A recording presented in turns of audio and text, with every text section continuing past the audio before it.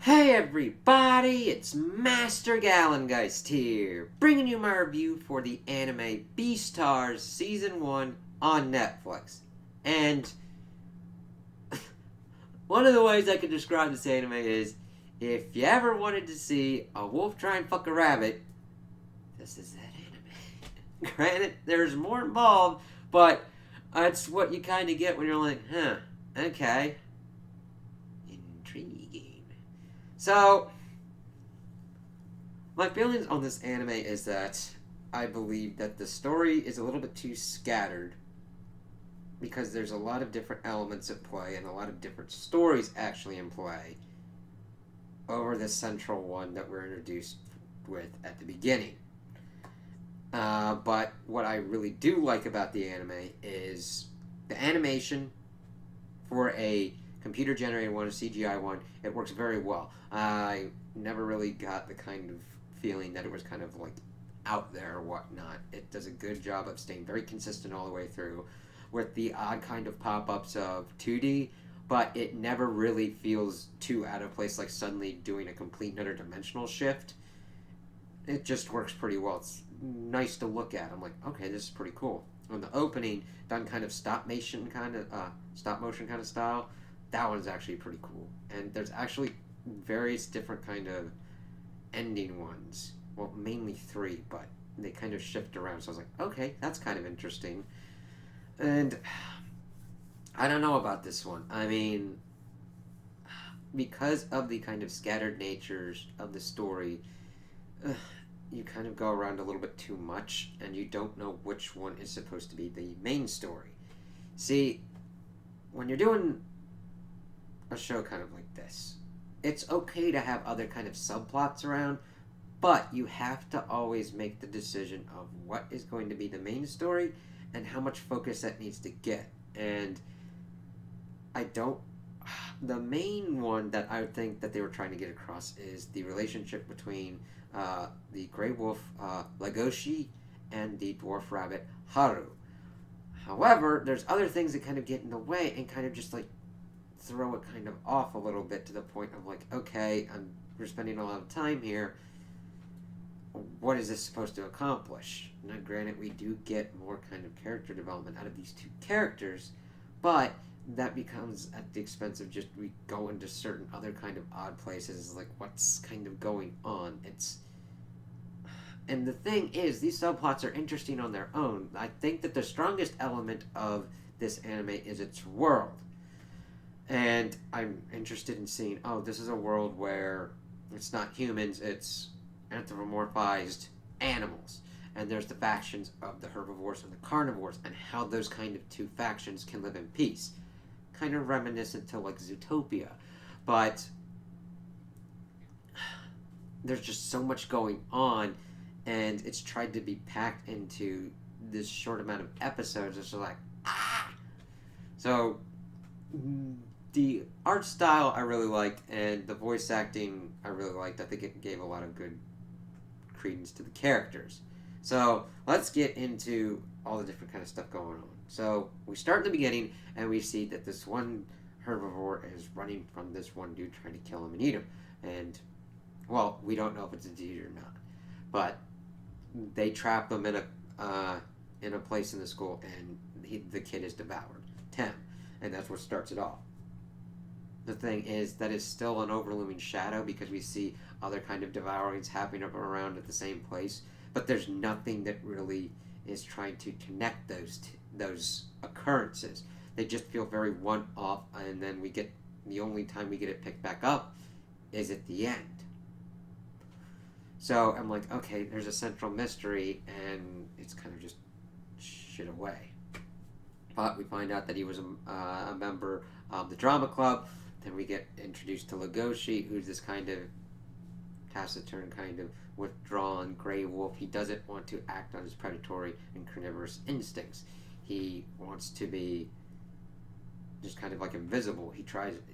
We see him as he's trying to fight throughout this first season to suppress those kind of feelings and those urges and not act on them and not try and scare anybody, even though people are already scared. They kind of act a little bit offish to him because somebody devoured a student.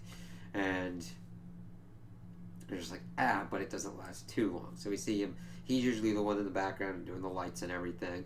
We see that Tem needs to be replaced. We see this lead actor, Louis, as he's trying to become this Beastar. And that's where, of course, the title is. It's this title of an animal that pretty much tries to unite everybody. That's kind of like Big Billy Badass. Well, not Big Billy Badass, but like a titled. It's really kind of weird. It's not like a president or anything, but it's like someone who is like the best example of an animal person that others can look up to and all that. And we see that he's kind of pissed off at Legoshi for acting the way he does, but he starts understanding him as well as Louis is, of course, we get into his background as we see throughout the series. He was pretty much going to be eaten by carnivores, but he's trying to always kind of like be aggressive towards him, seeing that kind of dynamic. It's like, okay, that's kind of interesting. So he tries to get this one dude to replace the part of Tem, but they have to do that at night. Legoshi's kind of on the lookout, but he gets a whiff of some kind of person and goes after that person. We think with the intent of devouring, but he's fighting that instinct, accidentally hurts Haru, but he doesn't know that's Haru yet, and she runs off and he's okay, but we see that Louis is injured. He fell down, but we don't know the extent. So they're going through. We see that Louis goes through with everything, even though he's severely injured. He passes out after that performance, and that takes one of the other people to take his place, and Legoshi to be in there as well. And he also has to go and talk to Haru. He doesn't reveal that he tried to devour her at first because he's trying to figure out what his feelings are. He needed to get flowers, and she's the only one in the gardening club. She's actually an upperclassman to him. She actually thinks that he's really into her, and like pretty much gets naked and thinks that he wants to have sex, but he's like, no, it's okay. And she's kind of confused by that. All right, fine. And that's kind of where the relationship is at that point. But we find out that the one person that takes over Louis' role is Bill, and he's like doping with rabbit's blood. Now, it's never explained how that kind of dopes him. All I know is that Legoshi confronts him about it, and then they fight kind of about it on the stage, and then Louis is able to come out and kind of fix the performance from the kind of craziness that it went through, and it's kind of saved.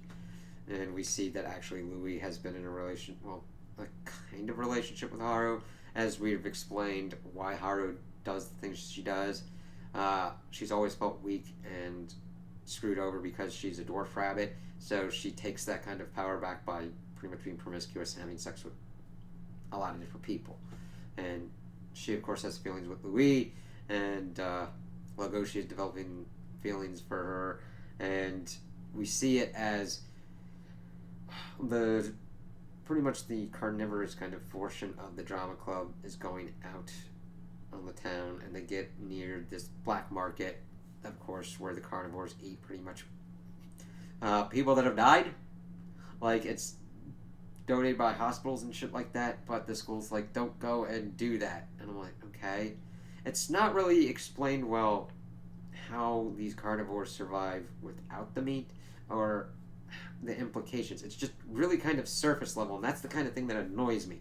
We get a lot of things going on that are surface level, and we don't dive down too deep, because we see that Legoshi does get kind of more friendly with Haru. They go and they're eating kind of stuff at the cafeteria, but they don't know what to talk about, and it's kind of awkward at first as they're trying to figure out what to do.